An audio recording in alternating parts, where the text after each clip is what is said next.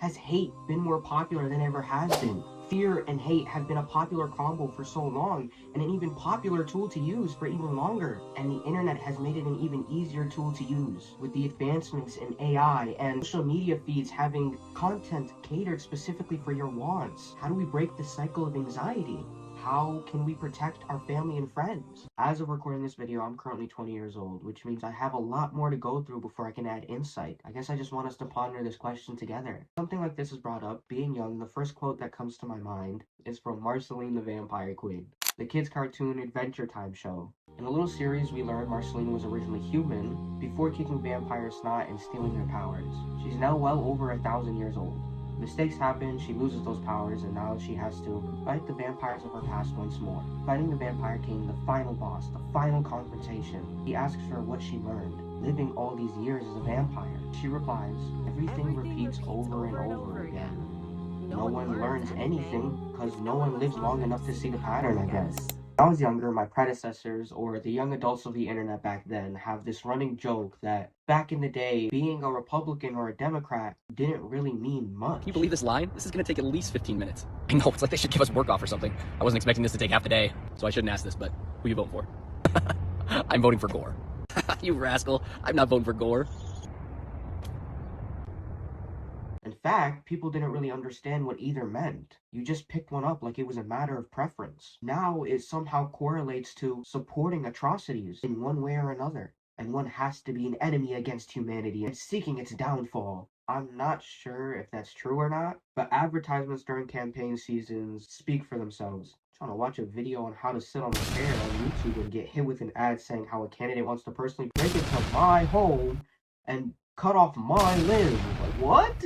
Not to say there aren't unbelievable people in the world, and we should dismiss everything if it sounds too far-fetched, but maybe there's more of a significant way you can communicate that message. Using the media isn't something new, however. If we look throughout history, this tactic was used in numerous ways. Posters, radio, TV, newspapers, comics, drawings. Every generation has had some version of, here's why you should be afraid. They did this to the Native Americans to dehumanize them. They did it to Italian Americans believing they were all mob affiliated, and without lynching them. It was done to the Jews by Hitler, and for years to African Americans. These stereotypes and assumptions are enough to leave you with a sick feeling in your stomach.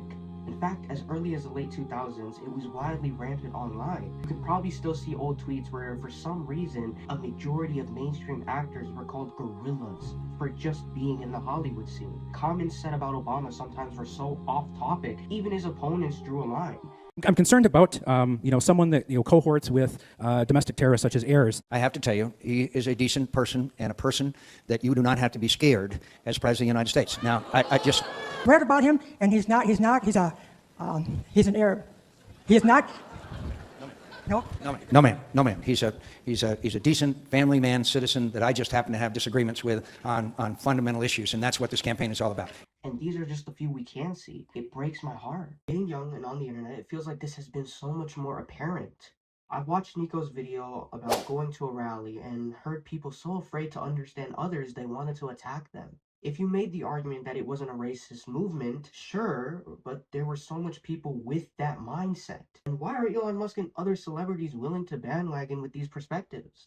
The same thing has sort of been happening. Internet coverage on Muslim Americans have been so much more prevalent, which I'd like to add is a belief, not an ethnicity.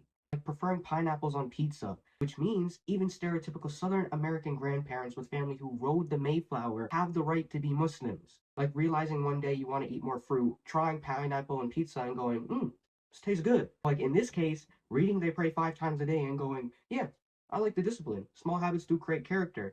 So even some phrases of hate said when they can choose to be Muslim tomorrow is a little off-putting. There's no way for you to even guarantee who isn't and who is Muslim. With Dearborn, Michigan and Zohran Mamdani becoming mayor of New York, this idea of forceful takeover has been blasted everywhere from absolutely nowhere, using AI to enforce fear and a lot more own self-inferences of scripture being read. In fact, a guy online by the name of Anthony Hudson wanted to organize a peaceful protest to march in Dearborn, Michigan to ban Sharia law. In America, a secular country with American laws. He made a later video realizing his mistake and the lies that have been spoon-fed to him after he chose to visit himself. with us, because the goal here is to change the perception of Dearborn in the media. All they do is talk negative about this town. They spread lies and misinformation. And I've been here for 3 days now. That's what I was going to ask you. How long you been here? 3 days. This is our third day coming down here. Yesterday we were down here at 4:30 in the morning. We were here to witness a call to prayer. I like to think of this media tactic sort of in this way. Let's say people in Gotham City and Metropolis City have beef, and let's say the leading crime in Gotham was pickpocketing. A popular tool Gotham media might use against Metropolis, because of Superman's X-ray vision, those nasty Metropolitans have adapted their pickpocketing skill to the next level. All those bums want is to steal from you. You really trust them? Be careful and protect yourself. And it ends up being a marketing tactic for you to buy a wallet. I might be the few to witness this, but it feels like this always sort of happens. It's so easy to attribute something you don't know to the worst of what you've seen. Cat lovers and dog lovers are too vast, too different. One must be worse. And the person arguing this has never had pets in their life. These mass misinterpretations have been the leading force for a lot of confusing and time-consuming hate for fellow humans. Here's a video I found of a man speaking on Islam. Duck, duck, goose. Duck, duck, goose. I'm mocking your religion because you're bowing towards a stupid babe who you need, Jesus. Our Father who art in heaven, and killed and pillaged and raped entire countries in order to take them to its knees. And it's not going to happen in Texas. It's not going to happen in the United States of America. If you take an unbiased perspective with his points, he's literally just spewing hate. Speaks on something he knows nothing about, that's not in the Quran, that's not entering a conversation with willingness to understand, but with an ego of what you've heard already that can't possibly be wrong. It's just bias. Do you want to understand, or do you just want to defend your stance? Every time Palestine is brought up, the notion added is that this didn't start on October 7th. It's been going on for years, and even so, why in the world is it talked about so much more in mainstream media? Well, here's what happened through just my personal lens, so feel free to correct me if you feel I'm wrong. When it first happened, Biden was still president, and Democratic media pushed that this was another Russia-Ukraine situation and Israel was under attack. So they did what they thought was best and supported Ukraine and Israel in the same sentence with no backstory, no context. Republican media took this more as another tragedy in the world until campaigns for presidency went rampant. That's when the issue was weirdly brought up a lot more, becoming less of a devastating and heart-wrenching occurrence and another marketing campaign. Eventually, this disgusting narrative was adapted by both parties, that supporting Palestine was a Democratic take and supporting Israel was a Republican take. Now, if you support a party, you have to support everything that they say, right? Everything that they're siding with. Like, dude, this is not a sports team. It's a separate issue. People who have long enough shown support for innocent lives regardless of their party. I promise you, you can believe that lives of innocent Palestinians are worth speaking for without picking an American party.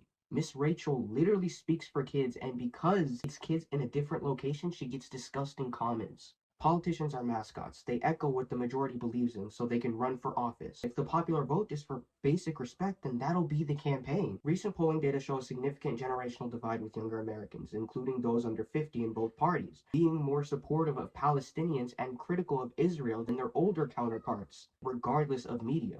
I like to think of this whole concept as something I learned in cybersecurity class. Technology is always advancing, which means hackers are finding new ways to branch your data. But because of that, those looking to secure are always advancing to ensure your safety. The young ones are able to recognize AI. Maybe I'm just being hopeful, but eventually maybe we'll be able to recognize when someone is just being intentionally a bigot to fight for power. Like, yeah, bro, your whole campaign is someone has a bigger forehead. It means they have bigger disrespect for innocent civilians. Then they won't win. And politicians will choose to stop campaigning this way. And in turn, uninformed people will stop being influenced by false and fearful narratives. There are people out there who are making efforts to investigate.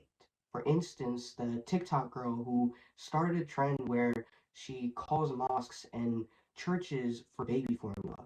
Most of the churches denied her. Well, to my knowledge, most of the mosques were willing to give.